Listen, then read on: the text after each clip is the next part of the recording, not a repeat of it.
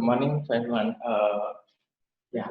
So we are still waiting for Brother Joe, who is currently in.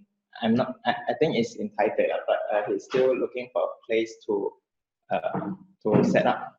Yeah. While we are waiting for him, maybe we can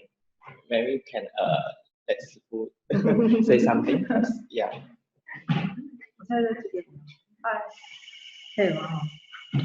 Hi, good morning, everyone. Auspicious greeting to everyone who attend this Dharma sharing today. As Brother Shi Hao, he's not around, just like what Jing Brother mentioned just now. So since we have a couple of minutes of space free time, so I just sent around two and a half minutes a video clip regarding within this 44 days from the first day after the New Year Eve of 2019 up to 2020 until now, around 40-50 days. And what's happening in the world is, let us see, we are having 4 different, yeah. Oh, so because of course the very severe issue that we are facing now is regarding the coronavirus outbreak through more than, I think maybe now it's more than 29 countries, and at least 1,000 to 2,000 people lost their lives, and it's very serious. So I think I don't want to waste the time, as the video clip is already sent it to Brother Jing, and I asked him to have a quick look. I think maybe some of you have looked it, and I think have seen this video, but if you have seen, maybe just repeat again. So Brother Jing is going to show to everyone regarding this video clip. So be patient, is going to show to everyone soon. And here today about we have around nine of us in the boat. Yeah. Not just what you see from the video, 2, 3, 4 people.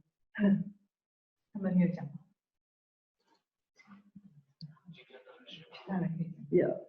Okay.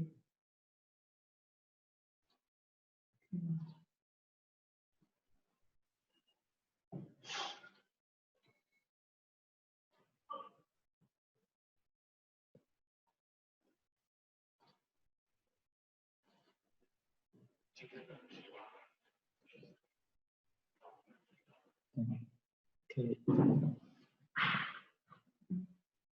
Is it okay?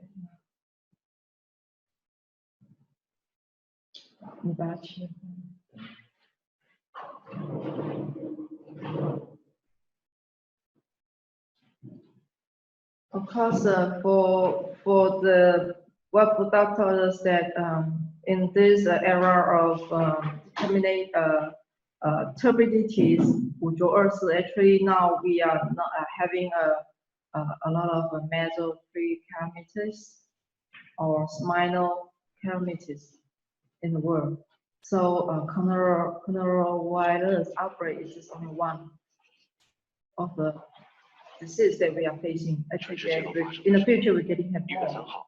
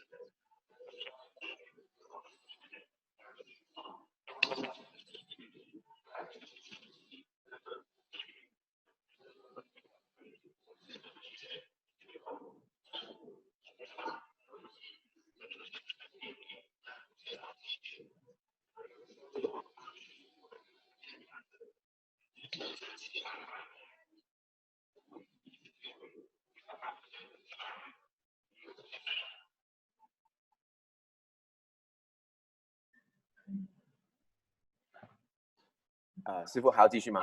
师父？没有，接你先。好 ，OK， 好。First of all, thanks to 师父 and thanks to 师父 for sharing that. And let me just quickly put the slides on. Apologize for I'm looking for a place at Dai TV to actually do this. So I'm actually in the hallway right now. Behind me is the elevator. Let me just pull up the slides now. And as we can see, indeed, there are many things that's happening. And I think the last message was for us to restart. And I think to maybe restart 2020. And I think it's a very important message that look through what we have done and look through what's happening around the world to know that things that were already happening were already set in place for a long time. And it is right now for us to live to what we have done for ourselves. But what we need instead is to restart or be prepared to start our next stages, because what we do right now will influence and affect what's happening in the future. So that's what we can do. And that's actually something related to what I'm going to talk about today. So before we start, let's still do a review of what we talked about. Last week, we talked about the great enlightened one of the universe. And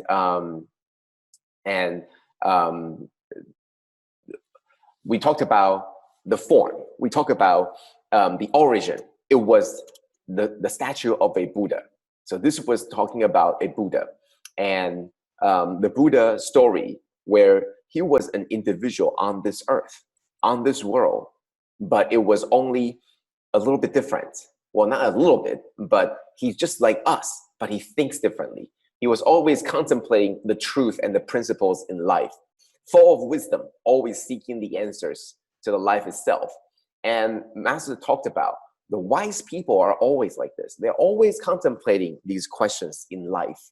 And so that is why Master wants us to think more than just about our family, ourselves, but rather think more about the world. Look at the video that we just saw. It's not just one place. It's not just one person. It's not just one country. It's all over the world. Things are happening. And just like the Buddha, he was contemplating about the experiences that he saw and the experiences he's imagining, because he had seen death, but he doesn't know death yet. So same thing. Master wants us to see and experience and know, and so we can touch and feel the world, not just to be aware about ourselves, but be aware of the things that's happening around the world as well. So we talked about the origin. That was the Buddha. The Buddha was the origin to try to have this form, to try to have this statue made. So that was the idea. And how did the image came to mind? It was because Master explained that the Buddha was an enlightened individual, and the mind has elevated and merged with the world, with the universe, and become one with the universe. And even though he was part of this earth, however, the idea was that his wisdom and his mentality and spirituality has already risen above the earth. And therefore, even though he talked and preached to this earth, but his wisdom has already gone above and beyond this world. And that is why we see in the statue, in the form, that Master wanted to create a representation of Buddha's inner mind, but how the inner mind, the individual, was merged with the wonders of the universe. And I think that was the very important part, is the idea was to try to create something that could represent that. And we talked about the phrase coexist with the earth and what it actually means. Because what it actually means isn't just to live with the earth, but rather to coexist as the earth itself. Feel the pain and the suffering of the earth as if it was yourself. Feel the pain and suffering of everybody, all the sentient beings, as if it was you. So that's what the idea was, that merging with the universe isn't just about being one, being part of the universe, but in fact, being one with universe, not just being one of the universe, but being one with universe. And I think that's a very important key understanding. So this is talking about the greater self and the lesser self. And the main thing, the whole idea was that we want to talk about was that it should be about the greater self. And so the master was talking about the true principles always require a form. And that is why master wanted to have this form, this representation, to transmit this principle. And how do you come up with this form? And that's what we talked about last week, that if there is a form or statue or a painting to represent all the things that we have done for the past half century, all the care that we've done, if there is a painting or a representation of that, what would it be? And that's what the idea was. For all the wisdom that Buddha has, how do we encapsulate all of that? How do we capture all of that onto one statue? And that would be very difficult. Exactly. So similarly, how do you capture all the things that Tzu Chi volunteers all over the world for the past half century have done into one statue? That would also equally be very difficult. So that is why Master was trying to capture all of that into one statue, into a form, a representation of the Buddha, but not like the ones from before. So what the Master needed was to reflect the inner mind. It's not just to reflect what you have done or what the teaching was, but rather the true source of that wisdom is the inner mind itself. And how do you do that? So Master lamented that she didn't know how to draw herself. Otherwise, she would draw, and that would be something that she would do on her own. So, so she would need someone to help with the design. So it was have the earth suspended in the vast void, and so that represents the world, the samsara world, the saha world that we know, and the Buddha would be talking to the world, and at the same time healing and touching the world to try to okay. All the connected centers, please remember to mute, especially those people that are outside and on the cell phone. So please remember to mute. Thank you. And okay, let's see. Okay, thank you. It's muted. Okay, so at that moment, for example, when the bell began to ring, our inner world was disrupted. Okay, but for Buddha, it wasn't gonna be like this. Buddha's inner mind and spirituality has already surpassed this world, so it won't be easily affected by a sudden different sound coming from different places. So that's the statue that perhaps that Master was trying to create, but it was indeed very, very difficult. So at the end, the idea was to create a statue that represents the inner mind, how the inner mind was converged, it was merged with the universe. That was the idea, okay? And therefore you see what you see right now. You see earth, that's where Buddha came from. Buddha assumes the shape of us, an earthling or a human being. And it's a bigger one because it's a greater self, not just a lesser self like individual one on the earth, but rather one that's greater, talking to and healing the earth, part of the universe, because the inner mind was already merged with the world. Okay, so such wisdom and spirituality, you still need a virtue, a representation of the virtue to represent, to effectively guide and leading the people. And that's why Master began to design such a representation. So what we talked about last week was a complete journey of where the beginning was the Buddha, then was the inner mind, then was the action, how it looks like, the earth, how the earth looks like, how the Buddha would look like, and then why we call the universal enlightened one.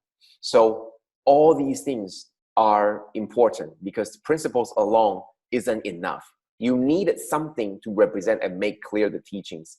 And that's where last week we talked about the Sutra of Infinite Meanings. In the chapter of virtues, it was talked about that even though there are wonderful physical marks of the Buddha that really makes him stand out among the group of people, but in truth, there is no appearance nor any form.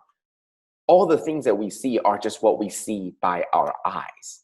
So all the things that we see are just what we saw with our eyes, or what our eyes make us believe what we saw. Okay, so even though Buddha's appearance is really a non-appearance, but he still manifests the appearance of a body because the same physical appearance as sentient beings. And this allows us to happily pay respect to him and sincerely express the utmost reverence to this. Okay, so that was what we talked about last week. And I quickly went through that because we do need to get through today's content. So this week's topic is something interesting that Master talked about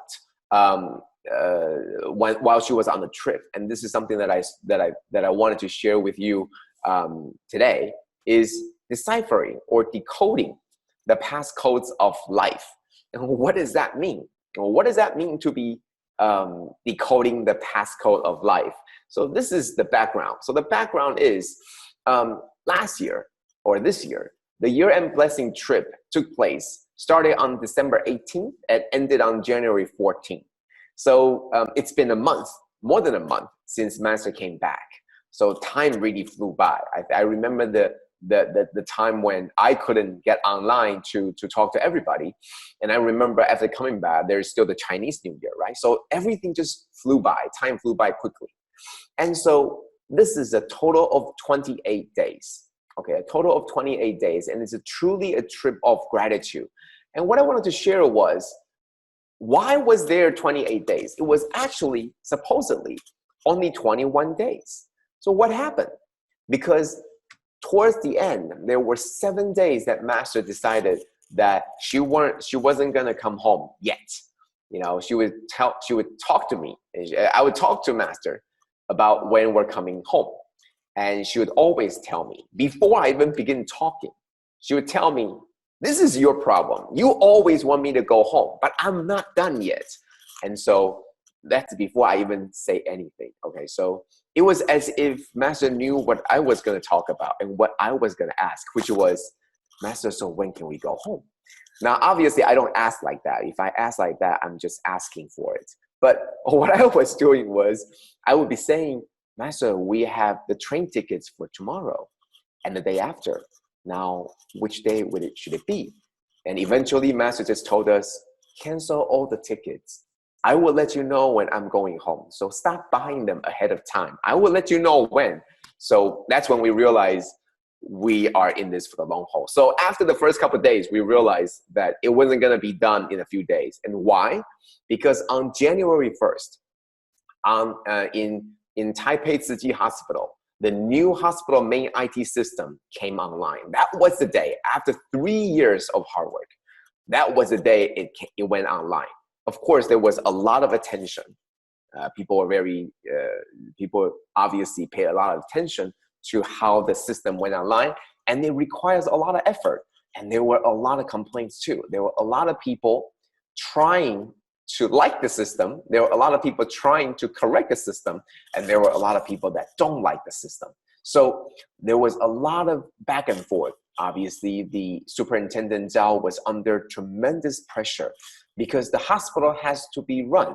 The hospital has to work, has to save lives too, continue to function while the main IT system go online. So what happens during that time was very difficult. And therefore, Master extended her stay in Taipei for an entire week, always staying with them. And this is what she said. So there's obviously a communication difficulty, between the rooster and the duckling. Obviously, it's going to be the chick and the duckling. Obviously, it's going to be very, very difficult to communicate. And that's exactly the problem, right? How do you get to talk from the hospital to IT? And how do you talk to machines? How does machine understand what we need? How does it actually help us in doing what we need? So on January 10th, this is what Master said to the IT staff of Taipei Tzu Chi Hospital. So Master said, finally, the bridge was complete. Last time, so the previous time that Master was there talking to the IT, it was before, it was before it goes online. So it was towards the year end. It was towards the end of the year. And Master was still giving everybody the speech to encourage everybody. So this time it was already online. So Master was referring to last time. So last time I spoke of bridging the gap, making sure that there was a gap, there's a need and there's a current function and there's a gap. So the IT staff was there to put in their effort to bridge the gap, bridge the gap and paving the path. And Master said, now it is complete. The road and bridges are done. It is as if the blood is finally getting through in the vein and to the organs, and meaning the blood is not clogged anymore. It is now through the vein, and it's finally done, okay?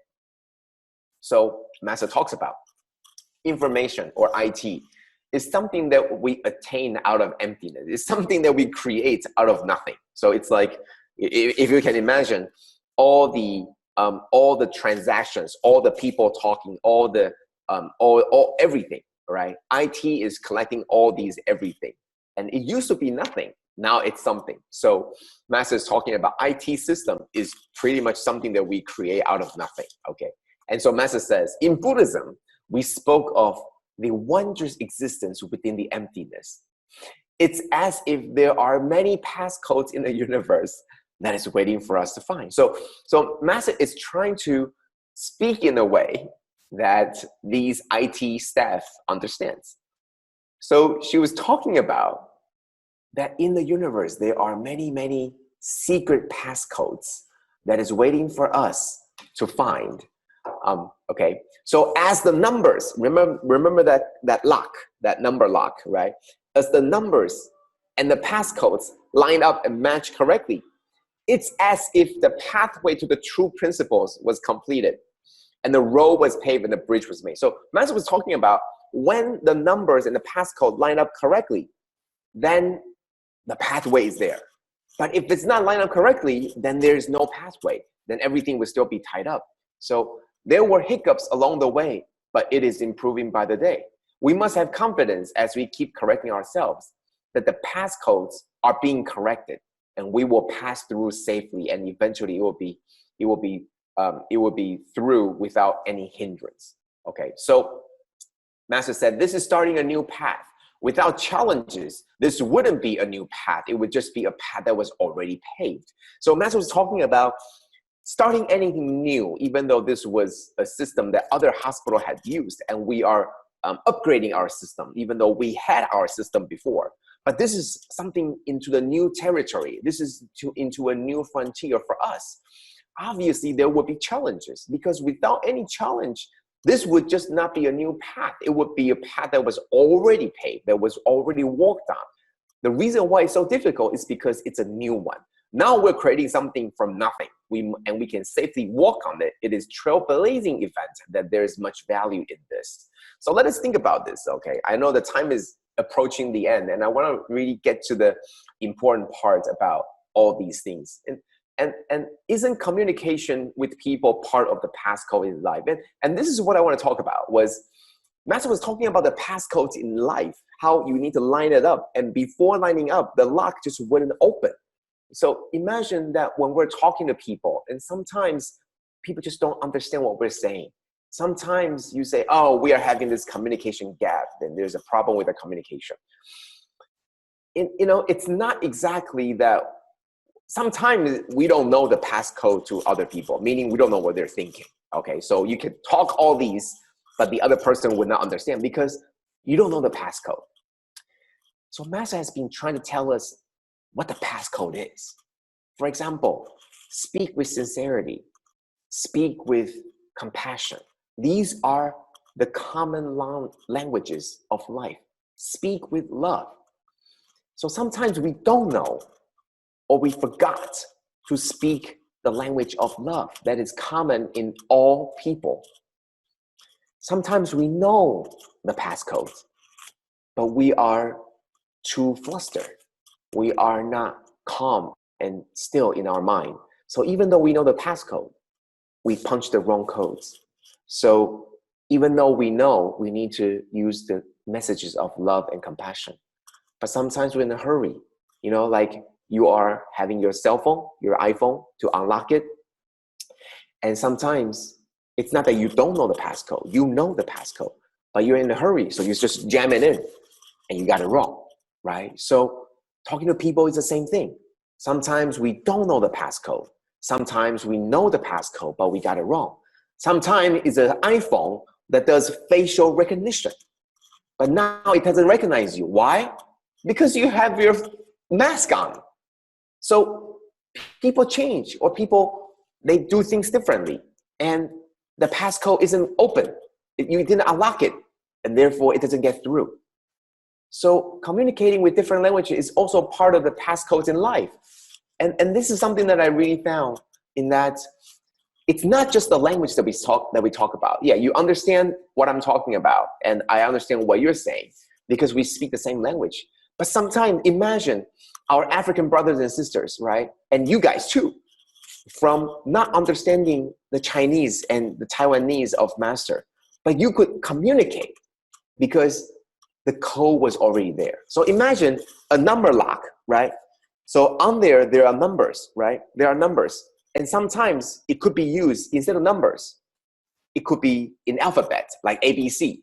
But for someone who doesn't understand English, they could also flip the numbers and the ABCs to match. And that would still work and unlock.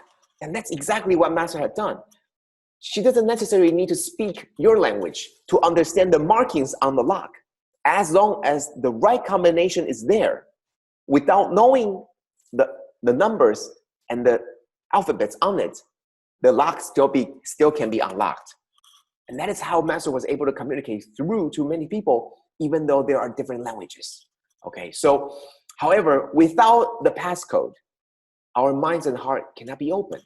It will always be stuck. It's like a knot that is tied and you're stuck. Okay, so Master talks about, and this is after she comes back, all this originates from the heart. If the pathway to the heart isn't open, then everything will be stuck and tied in a knot. Our minds work the same way. This is just like the passcodes in life. As long as the pathway to the heart is open, there will be no knots. Everything will be through. But what happened? We always have a lot of knots. We always stuck somewhere. There's like a blockage somewhere. So I hope everyone can understand that. We face people. We as individuals face people. People are afflicted beings. They are stubborn and hard to adjust. But remember, our volunteers, senior and aging, they aren't just afflicted beings. They are bodhisattvas, true and living bodhisattvas. This is what Master is reminding us. Yes, you see afflicted minds, afflicted people, but these volunteers, all of volunteers, they aren't afflicted beings. They are living bodhisattvas. But because they appear in the form of afflicted beings, because they're in this world to try to help the afflicted beings, so they need to show in the form of afflicted beings.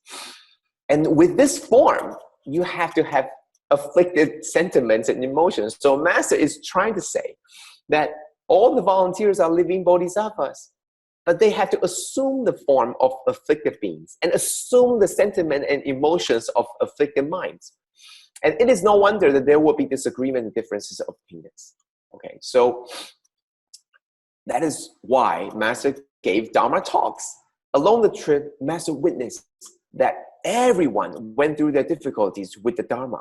So that is how you can shed our exterior afflicted sentiments and afflicted form, and eventually use the Dharma to get through and untie all the knots, and then reaching the ultimate goal of selfless compassion. So what I want to talk about today, very quickly to summarize, the time is up, is there exist passcodes of life in all of the universe and all across. Talking to people, listening to people, thinking about things, everything there's a passcode. If you tune into the right passcode and frequency, you'll get there. If you don't get the passcode, like for example, you want me to speak Russian, I don't have the passcode and I will not get it. So that would be the lock. But Master is teaching us that there's a universal passcode that you can get into everybody's heart. And there's a universal passcode that you can use to open your own heart to the world, which is you can choose on your own. You can choose to open or you can choose to close. It's up to you. Master's teaching us we can open the pathway to other people and we can open ourselves up as well. That's the passcode of universe. And that's my sharing for today. Thank you. And I apologize for in the beginning where we couldn't find a place, but now it seems to be everything is okay. So without further ado, I'm going to pass over to Doctor, who's going to share with us today about the Silent Mentor Program. I'm so looking forward to this. Thank you, everybody. Thank you. Ka'en, Brother Joe, for such wonderful sharing. Professor Dr. Sawik, foremost in the field of orthopedic with specializations in corrective and reconstructive surgery of upper and lower limbs deformed.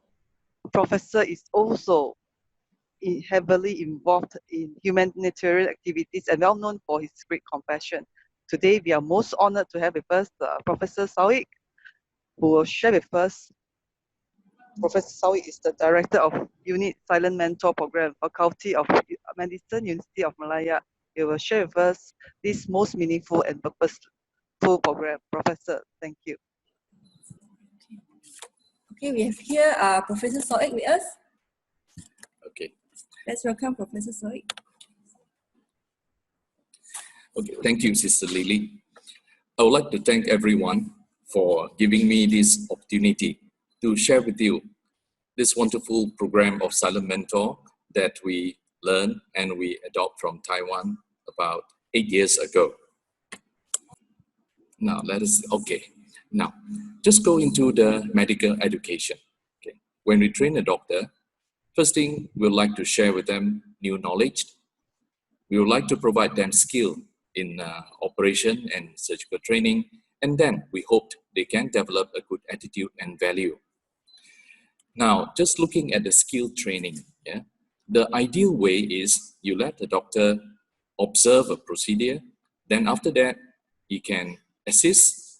Subsequently, he will perform under supervision, and finally, he can perform unsupervised on his own. Now, this will be the ideal way to train somebody or the doctor to do a procedure or surgery. But with the number of medical students nowadays, yeah, it is nearly impossible to let everyone has this opportunity to learn in the proper method. Now, learning from human bodies is not new. More than 2,000 years ago in Greek, Alexandria city in Egypt, yeah, Greek civilization, they already done that, but they operate on convicts or prisoners. Now, during the Renaissance period in Europe, yeah, this one, I think you're familiar with him, is Leonardo da Vinci. So he's a scientist and he also quite interested in human anatomy. So he learned human bodies from dissecting dead people. On the 18th century, now some doctors even have to dig grave to get bodies for them to operate on, to learn. last century, yeah, a few 30, 40 years ago. Now, anatomy are studied by dissecting, we call cadaver. Cadaver is human bodies for doctors to learn anatomy of the body. However, all these bodies are basically unknown or unclaimed people or patients. But more recently, due to increased standard of living and all, we don't have these sources of donated bodies anymore. So people or medical school has resorted using computer, using drawing and plastic models, which is not so effective to train medical students. Now, is there any body donation where people can donate the body for medical education? Yes, even until now, there are programs available in many parts of the world. Now, this is Thailand, Chiang Mai University. I visited the place in December this year, and they have a body donation program. And believe it or not, in 2019 alone, they have 500 over donors, even just for the university alone in Chiang Mai. And this annual gratitude ceremony attended by their deputy dean and also the head of pathology, who is the main trainer for the whole program. Now, even in Western countries, in USA or even in Australia, there are also body donations program like this. However, generally the number of donated bodies is not enough to provide for medical training. Now, what about silent mentor program? Now, it is basically a form of body donation program. The only thing is the surgeons, students or researchers, they would need to treat the donors as their teacher. So the basic guideline during the whole learning process, you must show respect, you must express your gratitude, and you try to treat the donors as if they are live patients.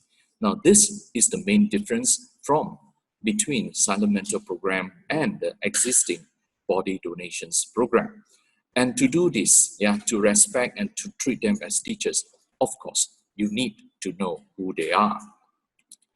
Now, through a silent mentor program, in addition of teaching surgical methods or techniques, we hope that the students will have a chance to meet the donors, and he would know that there are people who dedicate their body to others who they do not know.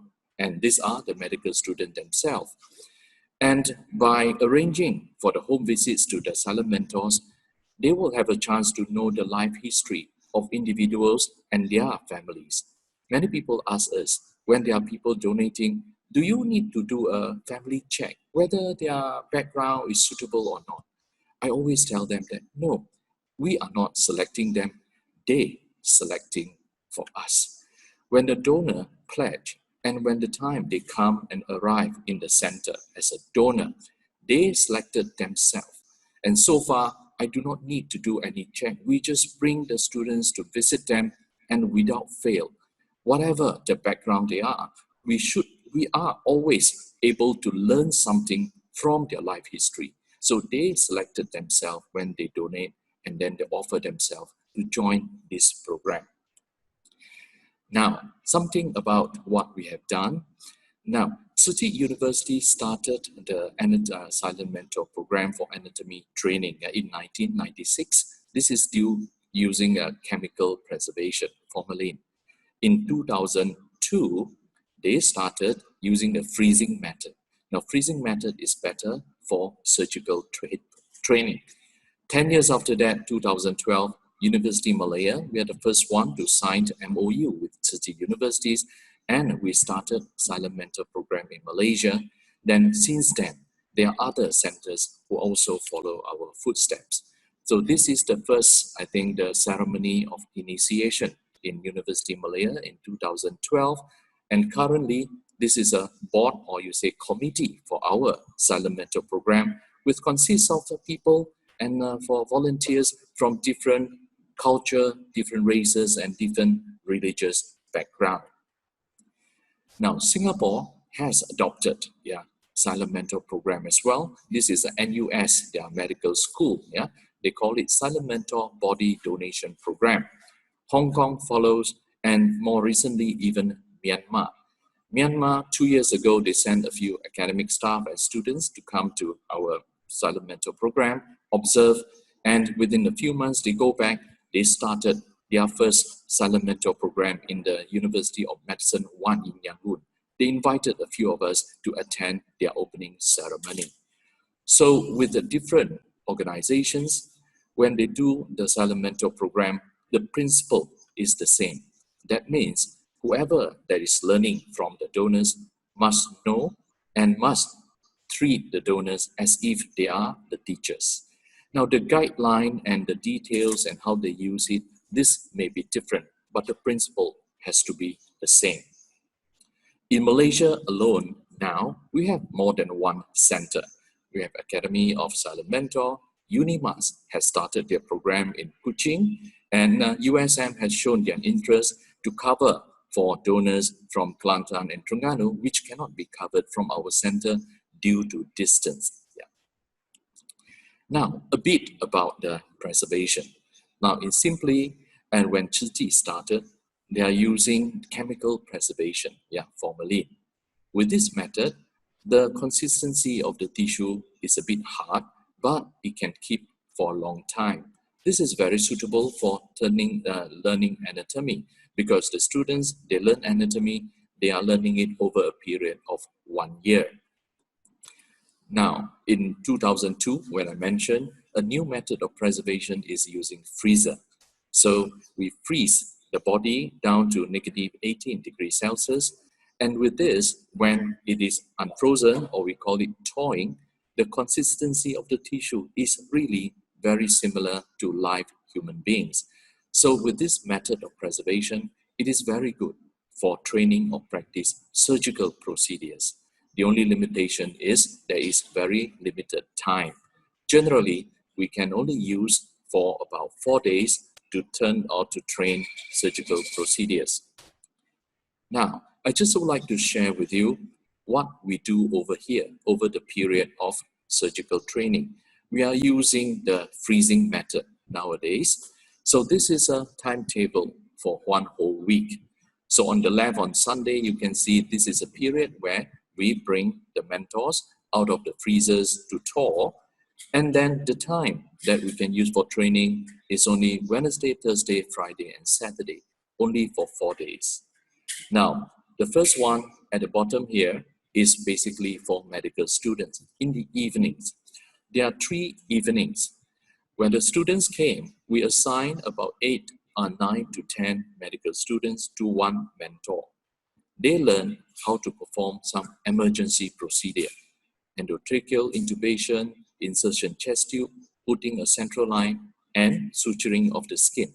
So this is the 4 procedures that all medical students will have the opportunity to learn and to develop the skill of doing it on human beings. Now, this will consist of the first and the second day. So on the last evening, we invite a group of surgeons, either ONG, orthopedic, and all, to demonstrate to them the common procedures that they will need to probably observe or assist when they are practicing medicine. These are just among some of the procedures that they will be observing on the 3rd evening. Now, these are the photographs showing the learning process by the students. The one in green gown are the trainers. They are basically surgeons. The one in blue are the medical students. Then you can see some are not in the gowns. Now, these are volunteers. Now, nowadays, we allow some junior doctors, year 1 or year 2, to actually participate. They help around, clean, and provide the materials for the training process. But at the same time, they will also have the opportunity to observe close hand to see what is being done. So now, on the daytime, these are Wednesday, Thursday, and Friday during the office hours. Now, this period, we reserve for training doctors or surgeons.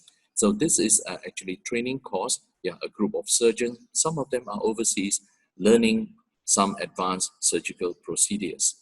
So we can demonstrate using this method, audio-visual, using video where everybody see. Then they will go back to their mentors and operate. Another way is directly demonstrate, and this is another workshop. This is a trainer from emergency medicine from USA. The participants are from all over the world, so learning some procedures in emergency medicine practice. So this is using demonstration on the mentor, then they go to practice on the other mentors assigned to them. Now, in addition to this, there's also another mode of training. This is training basic surgical procedures for our general doctors, not only surgeons or specialists, general doctors. Yeah. So we have orthopedic surgeons, anesthesiologists, general surgeon, ophthalmologists, and so on. They are learning many simple procedures. Yeah. So these are something that previously we can only doing it on live patients, but now they are able to do it hands-on. Now this is again, a picture showing 4 orthopedic arthroscopy procedures carry on at the same time, and there are 3 ENT stations learning from the upper part of the body. Now, in addition to this, previously there are many people quite confused between organ donation, tissue donation, and body donation. They thought it is the same. And the standard answer, how we explain to them, we tell them that organ donation is usually for healthy individuals. They have no chronic diseases, and they probably are still alive when we transfer the organs to another patient. Whereas for body donations, we are generally older individuals. They may have chronic diseases or cancers, and they probably are already died when they inform us. This is a standard answer. We try to enlighten or explain to the public. But currently, I think it is not actually true already. The reason being, starting next week, we are adopting one new program. Now, we've come to realize that some of the tissue donation, it can be donated by silent mentors as well. In fact, we estimated based on the candidates, based on the donors last year, probably about 1/3 or even 1/4 of the donors, our silent mentors, are actually eligible to donate their cornea. Because cornea, as long as it is healthy, it is not age-related. And even you have chronic diseases like some solid tumor, cancer, and so on, the cornea can still be donated. And it can be harvested more than 10 hours after a person has passed away. Our silent mentor criteria is 8 hours, so it's within that limit. So this is actually a notice of next week. We are having a meeting in our hospital, try to introduce this concept to our doctors themselves, and we are going to start to offer these cornea donations to our future silent mentors. If they are interested, we may be able to help them to achieve their intention. Now, looking back at what we have done since 2012, we already organized 29 sessions, the last one being January this year, and we already initiated 113 silent mentors since then. Some development during this period, 2018, 2 years ago, we opened the surgical, the medical students from all other medical schools in the country. 2019, that is last year, we started research on medical students and family members themselves. Now, we always believe that the program will create some emotional impact to our students, but we can only show by just sharing and also just interviewing them. In medicine, some people will say this is not strong enough evidence. So we are conducting some studies using validated forms, interview them, and we hope that we can provide hard evidence to show that this program do touch the behavior and also the emotion of our students. And as I mentioned just now, hopefully starting next week, we are going to start this cornea donation by our silent mentors. So just a bit about our future plan. We are hoping to get more medical students from other institutions to join this. Currently, we have about 30 over medical schools in the country. Now, I think it's more than that. This is just some of them. I think we have already 15 to 19 medical schools have the students to come and join the program that we're offering. The next is we are looking for volunteers to teach our medical students. Currently, these are just among some of the volunteers. They are from all over the place. Like here, some are professors in our department and some are senior consultants in private hospital all over the place. We would like to get them involved because it goes both ways. They volunteer their time to teach the students, but it also allows them to know, to learn about this program, what Silent Mentor is all about, because indirectly, they may share this message with their patients or with the public. A third thing, we would like to collaborate with more professional societies to organize the workshop. Now, last year, these are a few societies. Some of them are local, regional, some of them are international societies. They invited us, our committee members, to give talks to their members how we organize this Silent Mentor program. And on our end, we hope they know about this. And then when we organize international courses, yes, we will allow, of course, our priority is for doctors and also students around our place. But by getting speakers, experts, and even participants from all over the world, indirectly we are promoting, we are creating awareness of this Silent Mentor program to the rest of the world. It is our intention, I think it's also the intention of Tzu Chi and Tzu Chi universities, that this wonderful program of Silent Mentor can be one day practiced by all medical institutions in this world. And this is just among some of the new advances, minimal invasive surgery, imaging using ultrasound, and so on. All those things we can use Silent Mentor to train, and it is very effective because it can be repeated and you can do it at a specific time, and we can ask the experts to examine or to actually to provide the training for us. And finally, we also would like to explore the possibility of this tissue donation. As I mentioned just now, this is something that we are starting next week, and cornea donation is just one of the tissues that the donor can donate. There are other tissues like bone, ligaments, and many others, but there are logistics involved. As long as we know this is possible, we will try to explore the possibility, and this will allow our donors to be able to contribute more to medical science, something that they intended to do when they donate the body. So I think in a summary, we believe the Silent Mentor program is a wonderful program that provides effective surgical skill training for students, doctors, and surgeons. But probably more importantly, it also promotes humanistic values among our students. We hope in future we can get students or doctors who are more empathetic and compassionate. We would also hope that this program will improve the relationship between medical caregivers and the receivers, something we call doctor-patient relationship.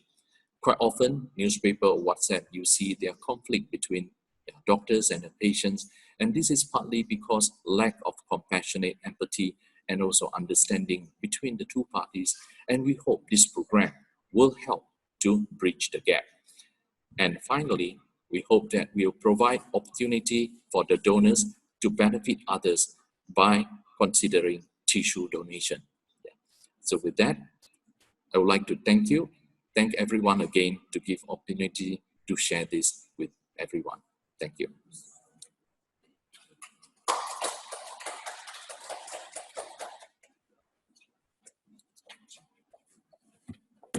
Thank you, Professor Soik. First of all, thank you for Professor Dr. Soik and give us such a wonderful briefing, very clear regarding this Silent Mentor program in our University of Malaya. Actually, the first I listened for your presentation. It gave me to ring to our superintendent of the hospital in Taichung, Cheng. It seems like Dr. Soik have a very good in what it sounds like humanistic in the medical humanistics humanities. 医疗人文。And it shows that you are giving us the history of human anatomy in 2,000 years ago until up to the center of the era now. And what is going through all this process is getting advancing for this medical human anatomy program.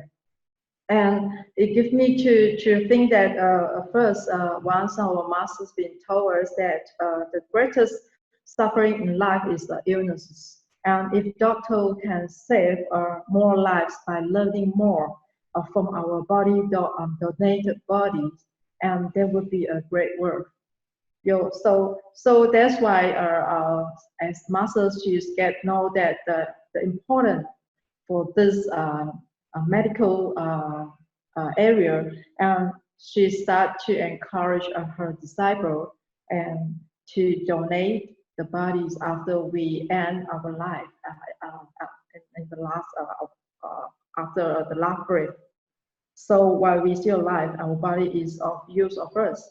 So after we have passed away, it can be of even greater use by teaching the doctor to save life. That's why Master Cheng, she started to mention this program, the human anatomy program to donate the body, called Sacramento, because Master say that although they have forever lost their ability to teach by speaking to the doctors, but they can still teach the most important lesson to the young doctors, like you have your future mission for this program, because we want to train the young doctors and the new medical students who have more, have a kind heart, have a heart of compassion and enthusiasm in their professional field of medical.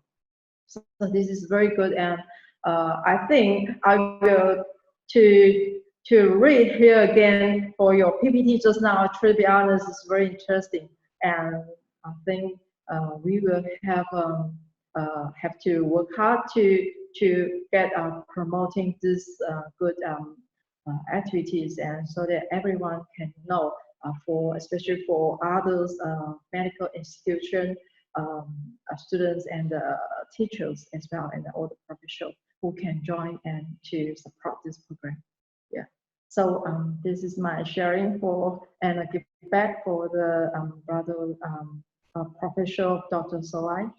Thanks and welcome you when you're back to abroad. Hopefully we will have a chance to meet each other and can give us a sharing again. Thank you.